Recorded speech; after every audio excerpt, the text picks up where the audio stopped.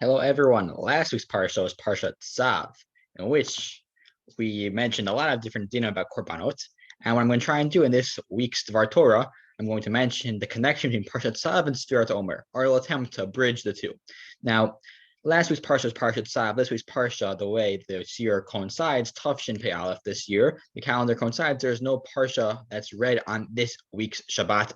We lean for Yom Tov. Actually, it's become as the Shmini and Shvi Shel Pesach. Shvi Shel Pesach coincides with Shabbos, and therefore we have not a new parsha in the 54 Sedra cycle. However, we do read certain readings like Kriyat Yam Suf on the 7th of Pesach.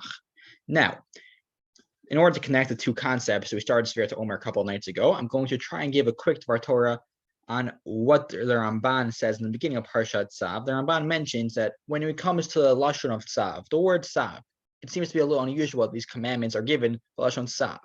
The Ramban quoting the Midrash on Sefer vayikra, the Torah Kohanim, where it says there two opinions for why we have Lashon Tzav here. We quote the opinion of Rabbi Shimon that it's dealing whenever we have a case that there is no loss of money, then there's a case of chisar and kis, then we would use the Lashon of Tzav.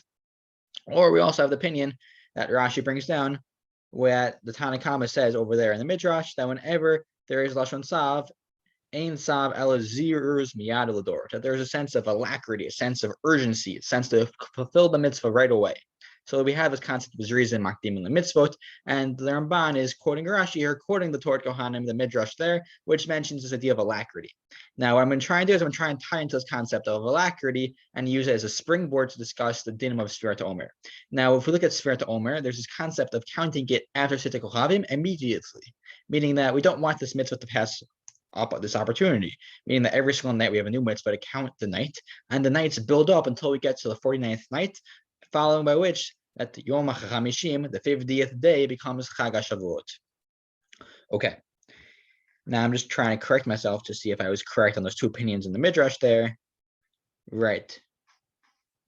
So yeah, the first opinion was Rabbi Shimon. That's only about when there is a case of Chisar and Kis. Okay. Now that we clarified that idea, so Parsha Tzav leads us into Sefirat HaOmer. So this week's Parsha, where we will be not landing a new Parsha on Shabbos, so we will be counting Sefirat HaOmer. The idea of Sefirat HaOmer, the Ramban mentions elsewhere in Parsha in Sefer vayikra, in Perek Chav Gimel. The Ramban mentions Perek Chav Gimel over there, the Parsha HaMoadim and Parshat Emor. The Ramban mentions on the concept of what Sefirat HaOmer, what do the days interluding between Pesach and Shavuot count up to? What do they really mean? After the Ramban explains how we have the pasuk which says Atzeret, referring to the day that we refer to as Shavuot.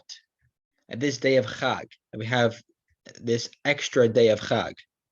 So I'm going to read it inside because I want to clarify exactly what Atzeret is saying. The Ramban writes, Atzereti etchem lefanai, kesar sheziman and banav l'suda lechach v'chach yamim.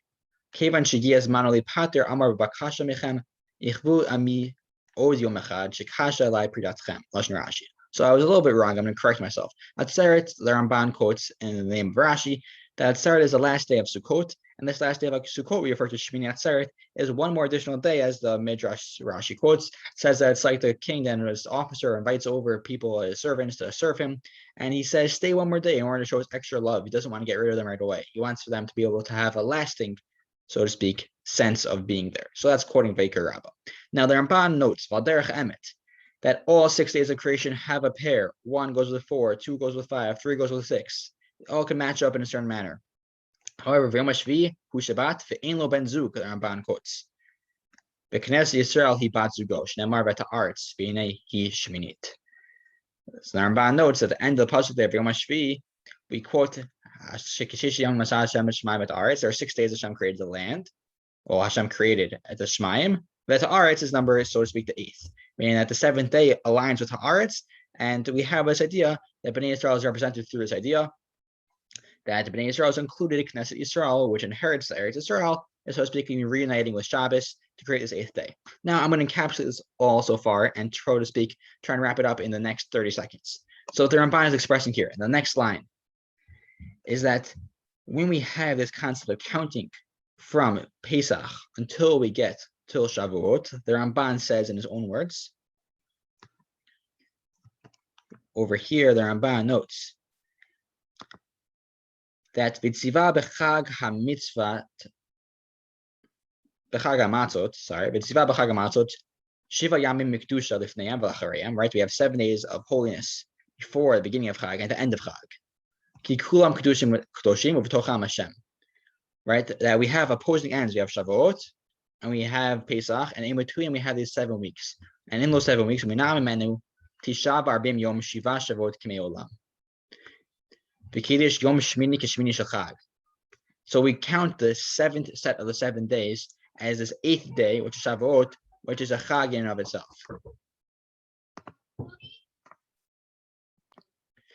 What the Ramban is noting here is that when we count these 49 days, we have reached this new apex at the end of the 50th day. And the Ramban has this key line where the Ramban says, the